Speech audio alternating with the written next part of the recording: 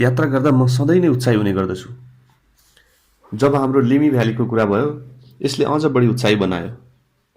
काठमाडौँबाट 285 माइल टाढा लिमी भ्याली पश्चिम नेपालको हुम्ला जिल्लामा पर्दछ। यो उपत्यका धेरै कारणले महत्त्वपूर्ण मानिन्छ। प्राचीनकालका गुम्बा, परम्परागत बस्ती, तिब्बती बौद्ध संस्कृति, प्राकृतिक झरना, वाइल्ड लाइफ तथा जनजीवनले गर्दा यो ठाउँ घुम्न मात्र नभई अध्ययन गर्नका लागि पनि महत्त्वपूर्ण छ।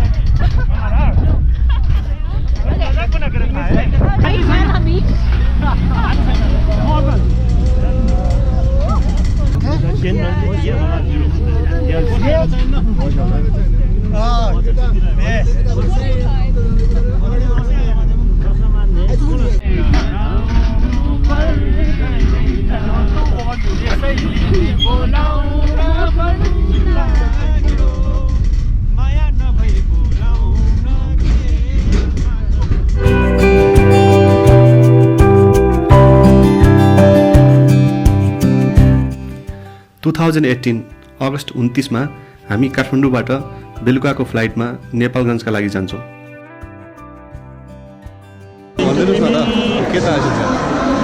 अहिले हामी नेपालगञ्ज जाँदैछौँ। धेरै हट होला। त्यसपछि भोलि बिहान सिमीको अनि त्यसपछि लिमीको यात्रा सुरु हुन्छ।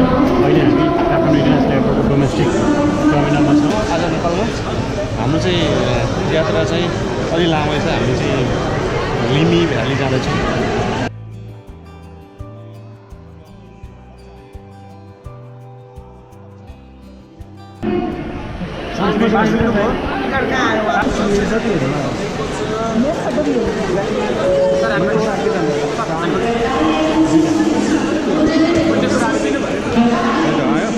यो बोर्डिङ पास युको 105 फ्लाइट काठमाडौँ टु नेपालगञ्ज।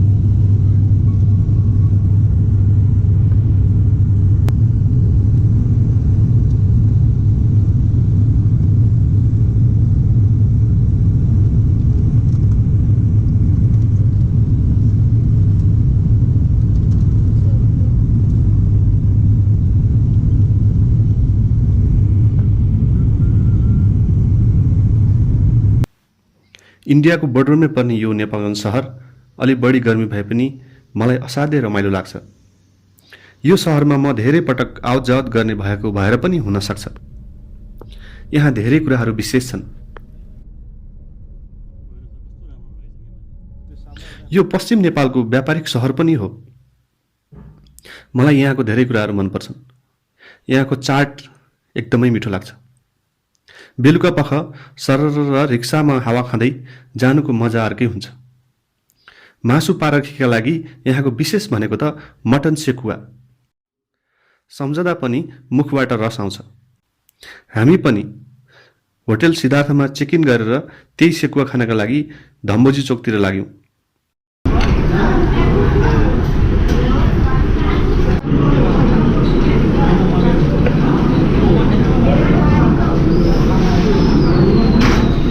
अब अर्को दिन बिहान सिमीकोट जाने भनेर नेपालगञ्ज एयरपोर्टसम्म आएर खराब मौसमका कारण फर्किन पर्यो। यहाँ बड़े बड़े लोग है इधर देखो। एयरपोर्टमा हाम्रो प्यारो दाई विष्णु दाईसँग भेट भयो। रमाइलो गरियो। एकछिन उहाँको कुरा सुनौ न, के भन्नुहुन्छ?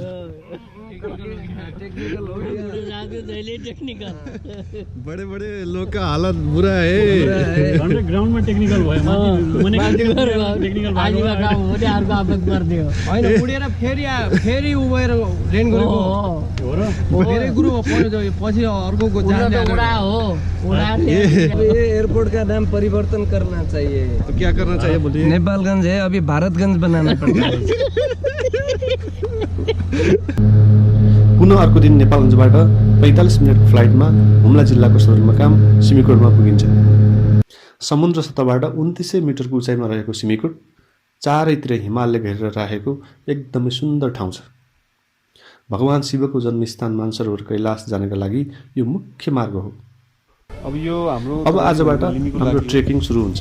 यहाँबाट केही छिनमा हामीसँग भएको कपडा, क्यामेरा इक्विपमेन्ट, लेन्सेसहरू हामीले ब्याकप्याकिङ गरेर एउटा फोटो लिएर हामी ट्रेकिङ सुरु गर्छौँ। पुगेन अझै?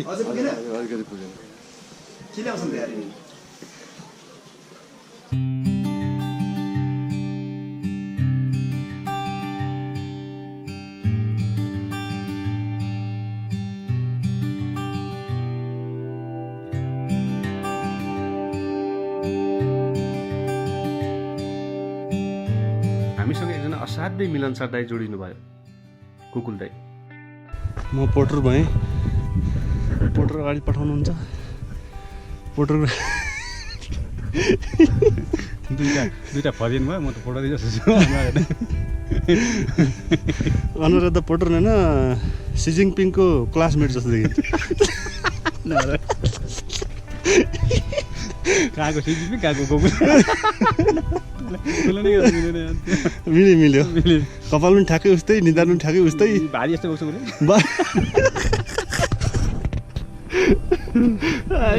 हामी यसरी नै हाँस्दै रमाउँदै कर्णाली नदीको तिरैतिर हुँदै अगाडि बढ्यौँ। बाटोमा एउटा ठुलो झरना छ, च्यासारा, एकदमै हेर्न लायक, मनमोहक छ। पहिलो दिन एउटा टी हाउसेस रहेछ, यतै बसियो। दोस्रो दिन पनि कर्णाली नदीको तिरैतिर कहिले कर्णाली नदीलाई क्रस गर्दै नाफलथाङ पुगियो।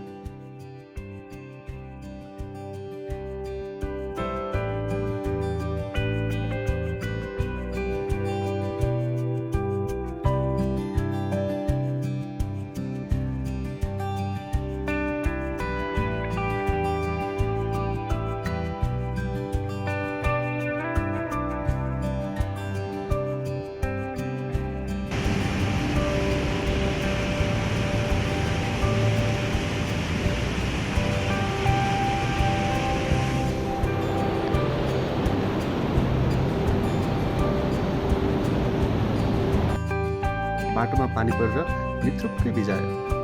बस्ने कुनै होटल छैन, त्यसैले चौरी गोठालाहरूसँग चौरीको ताजा दुध तथा रोटी खाएर यो रात चौरी गोठमा बित्यो।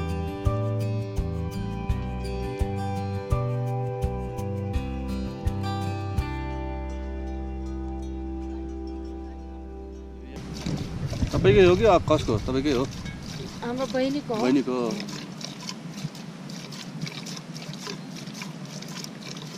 कति दिन्छ? यति दिन्छ। ए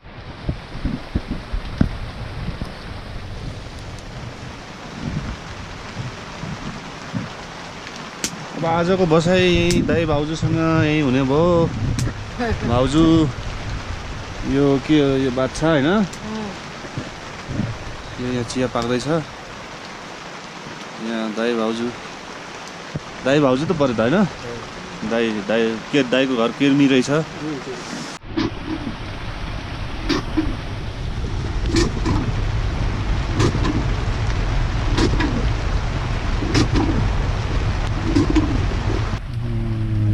चिया कहाँको चिया नि चिया भुटे चिया है।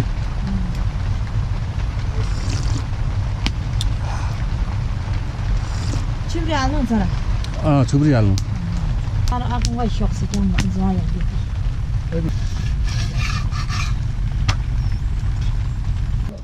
अर्को दिन हामीले घोडाको बन्दोबस्ती गरेर घोडामा चढेर गइयो। यो दिन अलि उकालो र न्यालुला भन्ने पास करिब 5000 मिटर क्रस गर्नुपर्ने भएकोले अलि गाह्रो थियो। यो पाससम्म गाडी आउने कुरा थियो, तर गाडी नआएपछि हामी फेरि हिँड्न सुरु गर्यौँ। यो न्यालुला पास नेल्ला पास भएको छ। हामी नेल्ला पास हुँदैछौँ। नेल्ला अब हामी अहिलेको घडीमा ठ्याक्कै 1 बज्न आँट्यो। ठ्याक्कै 1 बज्न लाग्यो। हामी बिहान ठ्याक्क 6:30 बजेतिरबाट नाफलछाङबाट निस्केका हौँ। हामीले खाना छोङसामा खाइयो। अहिले अब 1 बजे न्यालुको यो जुन हाइटमा हामी पुगेका छौँ। अहिलेबाट हाम्रो यो यात्रा भनेको अलिकति ओह्रालो त लाग्छ होला। एकदमै चिसो तथा भोक लागेको हुँदा अलि गाह्रो भएको थियो। लिमी भ्याली प्रवेश त गरियो, तर हामी पुग्नुपर्ने हल्जी गाउँमा, जहाँ लिमी महोत्सव पनि हुँदै थियो। महोत्सव उद्घाटनमा पुग्नको लागि हामीलाई अलि हतार थियो, तर पुग्नुपर्ने टाढा नै थियो। हामी आज जति सकिन्छ हिँड्ने योजनामा थियौँ, तर रात परिसक्यो। बस्ने बासको कुनै ठेगान थिएन। हिँड्दा हिँड्दा पानी पर्यो। एउटा ठुलो खोला भेटियो जसमा पुल थिएन। अब कसरी तर्ने? अँध्यारो भइसकेको खोला क्रस गर्न साह्रै गाह्रो थियो। -30 को चिसोमा एक अर्काको हात समातेर जेनतेन खोला त तरियो, तर बस्ने कहाँ? टाढाबाट एउटा सानो बत्ती बलेको देखियो। उतै लाग्यौँ। चौरीगोठ रहेछ। आजको बास पनि चौरीगोठमै। त्यसपछि हामी लाग्छौँ लिमीको पहिलो गाउँ जाङमा। जाङ पुगिसकेपछि त्यहाँ ल्यान्डलाइन फोन रहेछ। हामीले त्यो ल्यान्डलाइन फोनबाट हल्जीमा कन्ट्याक्ट गर्ने कोसिस गर्यौँ, किनभने हामी जाङबाट हिँडेर हल्जी पुग्न धेरै टाढा। हामीले फोन गरिसकेपछि गाडी आउने कन्फर्म भयो। त्यहाँ केही घन्टाको कुराइपछि ट्रक आयो र हामी त्यही ट्रकमा हल्जी लाग्यौँ। अब देखियो होला।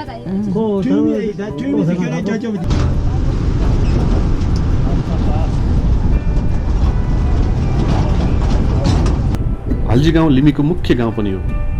यहाँको सबैभन्दा महत्त्वपूर्ण भनेको ऐतिहासिक गुम्बा हो, जो 11औं सेन्चुरीको मानिन्छ। प्रसिद्ध अनुवादक लोत्सवा रेन्जेन जडपोद्वारा निर्मित यो हल्जी गुम्बा तिब्बती बौद्ध धर्मको कलाकृति, संस्कृति तथा परम्पराको पहिचान पुगेको छ। सेप्टेम्बरको महिना भएको भएर होला हल्जीमा रमाइलो हरियाली छ। यहाँको संस्कृति लवाई खुवाई तिब्बतसँग मिल्दछ।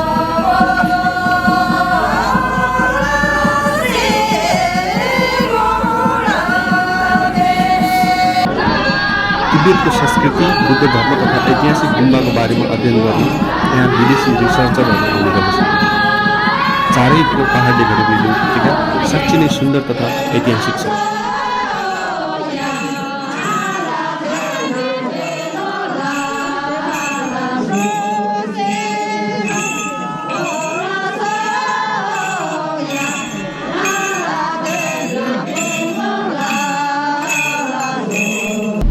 अब 2 दिनको हल्जी बसाएपछि हामी पुनः जाङ फर्किन्छौँ।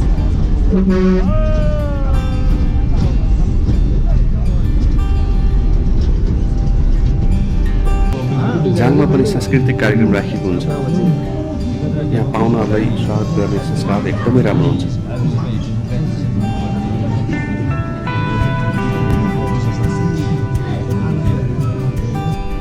जाङमा 1 दिन बसेर हामी लिमीको ताजा याद गरेर एउटै ट्रकमा करिब 50 जना जति मानिस सँगै फर्कदा गाह्रो पनि थियो र रमाइलो पनि असाध्यै।